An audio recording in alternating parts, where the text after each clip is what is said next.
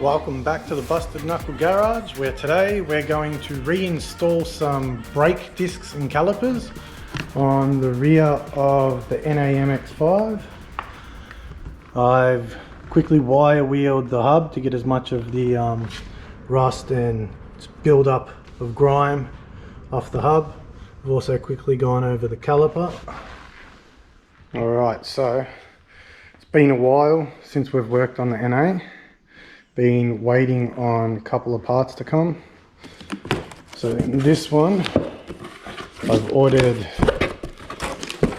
some brake pads and rear discs, so front and rear pads, some spark plugs, rocker cover gasket or valve cover, whatever you want to call it, rear discs. Now I'm waiting on front discs, but they're on back order.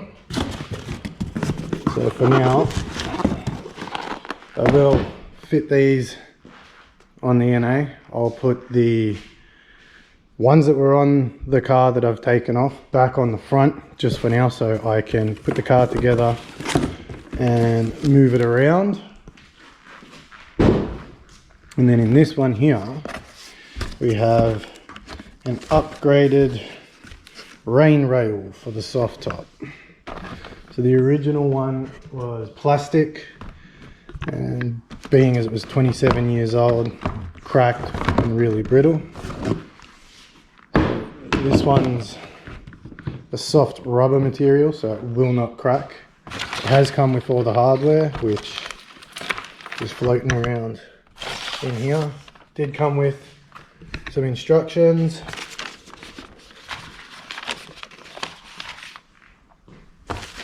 We've got all the rivets and bits and pieces. I will grab all of them and put them in the packaging. So these are just some blank discs, OEM style.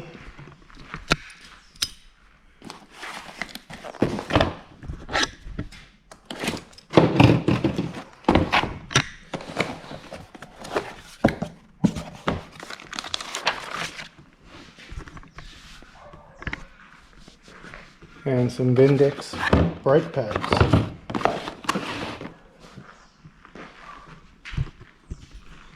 So this should get the ball rolling, and then from there it'll just be buttoning back up all the guards, the bumper, radiator. I had ordered a thermostat temperature sensor, but I'd ordered the wrong one. There's 3 types for these. I was sure I'd ordered the right part number. Turns out I was wrong. So I'll replace that, the radiator hoses as well, put the radiator back in, and then start putting the car back together.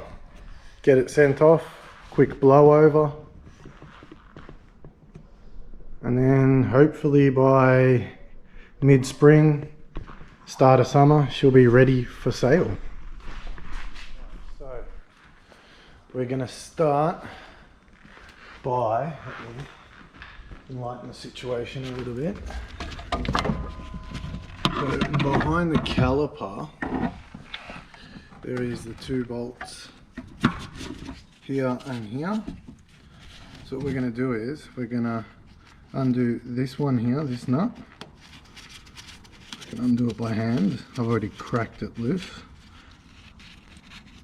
So it's a 14mm, and then in here where the nut is, there is a little Allen key head that you're going to use, a hex head. So it's a 4mm. I don't know if you can see it, but it's a 4mm Allen key. So what we're going to do is we're going to wind it counterclockwise, and that's going to pull the piston back for the caliper. So on most cars you can just open your brake booster, and then with like a G-clamp and an old brake pad you can wind it in and it'll push the piston back in. If you do it on this, you're most likely going to ruin the rubber seals, and then you're going to end up leaking. So you wind it back, and when you're tightening it up, you don't want to do it too tight, because if you wind it all the way up, the axle won't be able to turn freely. it'll lock. So I normally tighten it hand tight and then crank it back quarter of a turn, sometimes half a turn, and it'll just give it enough play to turn like it is now. And then generally then you're good to go. So I'll get into it, and then we'll start by putting the new rotor on and then the pads.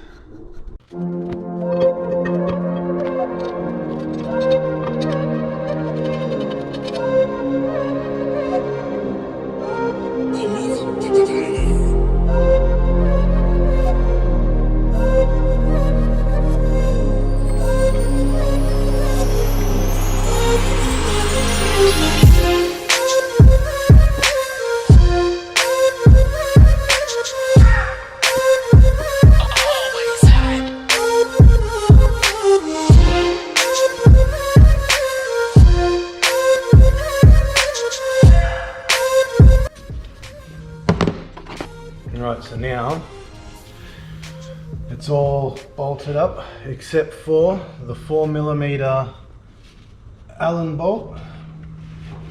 So we're gonna now do that up all the way, tighten it right up, and then back it off about a quarter of a turn. I'll tighten it up to the point where I can't turn the hub at all, and then back it off anywhere from a quarter to half a turn. You want it to just be able to freely turn.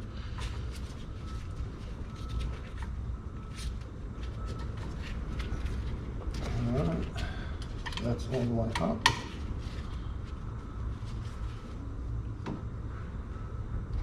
A quarter of a turn.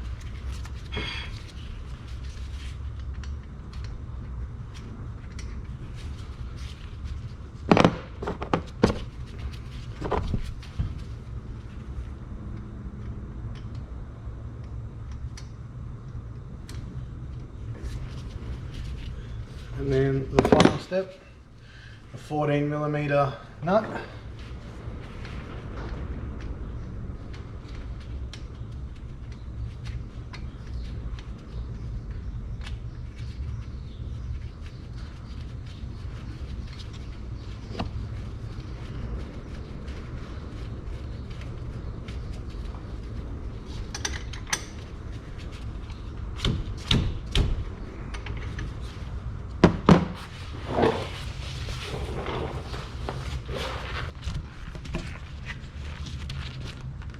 Right, so that's your 10mm, and then up here you've got your 14mm just behind the line there, the hard line, with the 4mm Allen key nut inside, which controls the piston and the adjustment for your handbrake. Alright, so that's the rear all done and put back together. Next up is the front.